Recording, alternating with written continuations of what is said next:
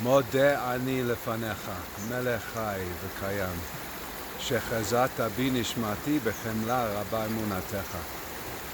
מודה אני לפניך. I am grateful, I acknowledge you as I wake up on this new morning. Melech Chai V'Kayam, the living and enduring source of life, the King. Shechazata bi nishmati, that you have returned my soul into me. Rabbi Monatecha, you've returned your soul to me with great compassion, and your faith in me is immense. Rabbi Emunatecha. Traditionally, that's what we say when we first wake up in the morning, and it's really about waking up with gratitude, waking up with a sense that, wow, I have this soul and I have this body, and my soul has been restored to my body based on this idea that our soul leaves us in some way when we're sleeping and then we wake up.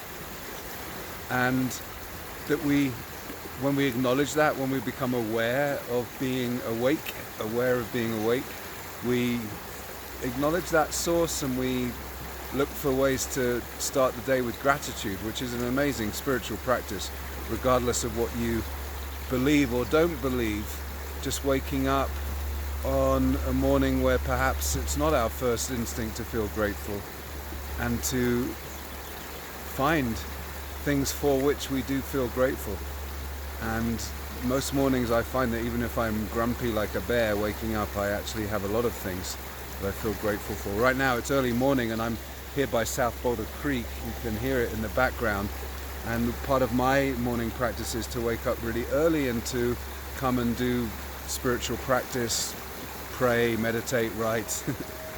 And there's this poem that really inspires me, actually. Mary Oliver, the great poet who wrote so much about nature and prayer and spirituality, she has a collection called Why I Wake Early. And I'm not trying to, lecture you on breaking habits if you're a late night person and not an early morning person, but this is why I wake early. She says in this poem, which is the title poem of the book, Why I Wake Early, "Hello, sun in my face. Hello, you who make the morning and spread it over the fields and into the faces of the tulips and the nodding morning glories and into the windows of even the miserable and the crotchety.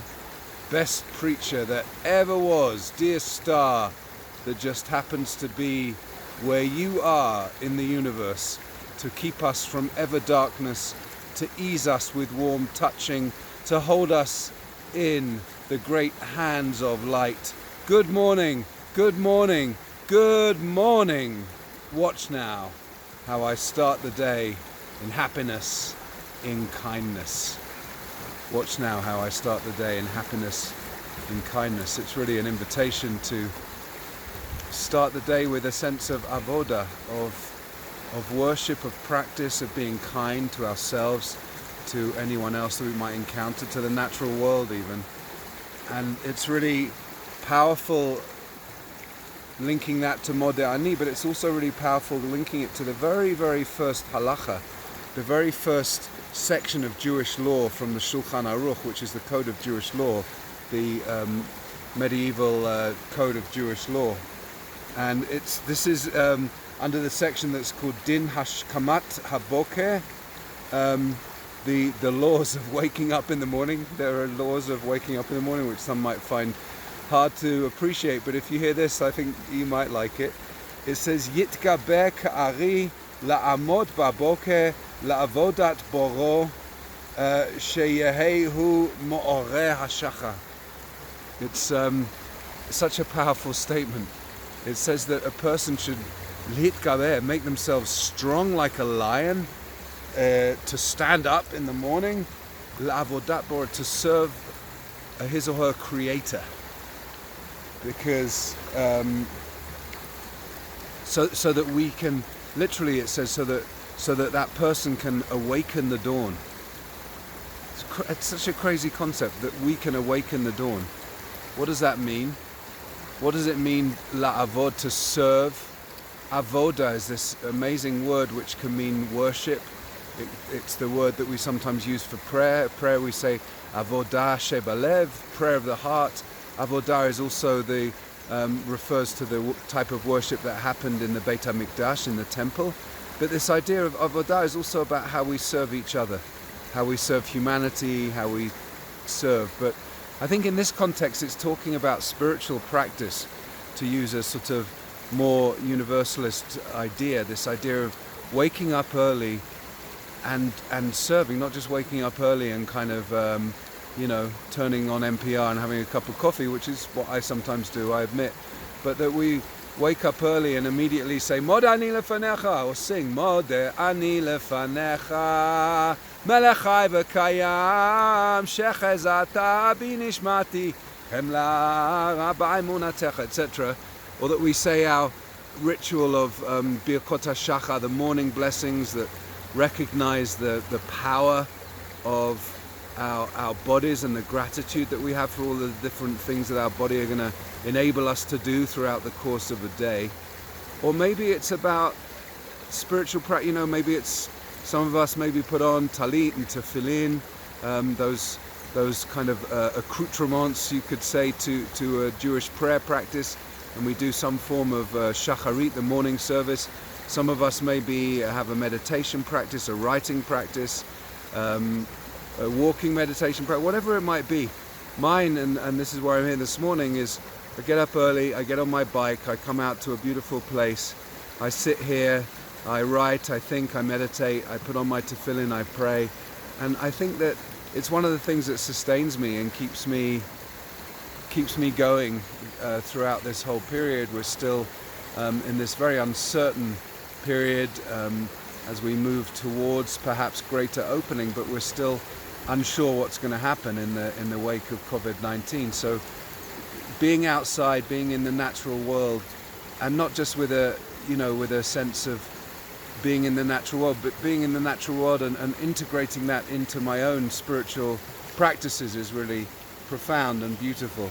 And to me, that idea of waking up and making myself strong like a lion, I don't know, there's another teaching in the Mishnah in Pirkei Avot that says should be better to be like the tail of a lion than the head of a fox.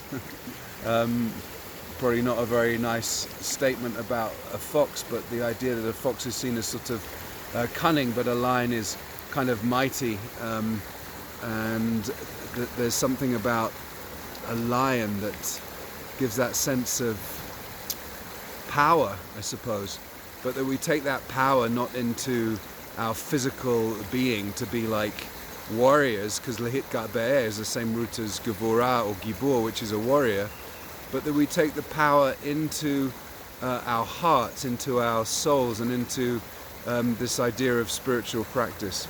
So I'm sharing this as just an invitation to consider how we wake up in the morning. I think that Judaism has some really profound wisdom for morning spiritual practices, and those practices can be very varied depending who we are and what speaks to us. For me, a combination of meditation, writing, and traditional Jewish prayer with the talit and tefillin is how I try to wake up every morning, and it's actually, frankly, even what gets me out of bed in the morning.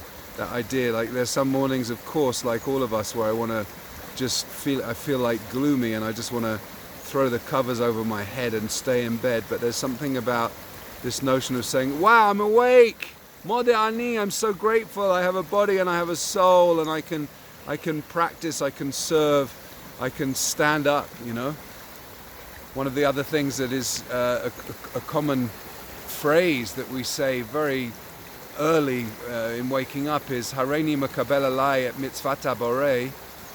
Behold, I am ready to take upon myself the mitzvah, the divine obligation of the Creator, v'ahavta le'acha kamocha, to love my fellow human being as I love myself.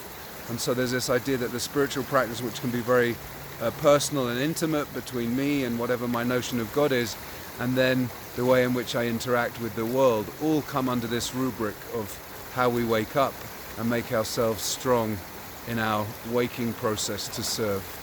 So may your mornings be bright even when they feel dark, and may we, like Mary Oliver invites us to, Watch now how I start the day in happiness, in kindness. Thank you.